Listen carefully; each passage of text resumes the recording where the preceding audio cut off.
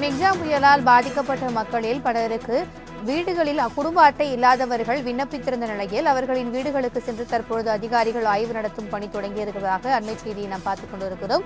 கூடுதல் விவரங்களை எமது செய்தியாளர் நந்தினி வழங்க கேட்கலாம். வணக்கம் நந்தினி, இந்த ஆய்வு குறித்தான கூடுதல் விவரங்கள். வணக்கம். மிக்ஜாம் புயல் வெள்ள நிவாரணமாக 6000 கேட்டு விண்ணப்பித்தவர்களின் வீடுகளுக்கு முன்பு போட்டோ எடுப்பதோடு ஆய்வு செய்யும் பணியும் தற்போது தமிழ்நாடு அரசின் சார்பில் தொடங்கப்பட்டுள்ளது. மிக்ஜாம் புயல் வெள்ள பாதிப்பால் சென்னை, திருவள்ளூர், காஞ்சிபுரம், செங்கல்பட்டு மாவட்டங்களில் பாதிக்கப்பட்ட பொதுமக்களுக்கு வெள்ள நிவாரணமாக டோக்கன் கொடுத்து ரேஷன் கடைகள் மூலம் 1000 ரூபாய் வழங்கப்பட்டது.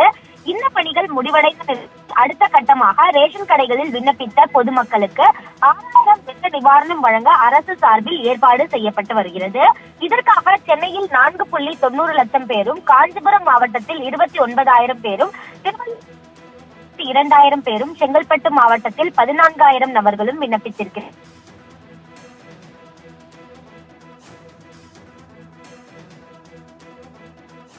கூடுதல் விவரங்களுக்கு நன்றி நந்தினி.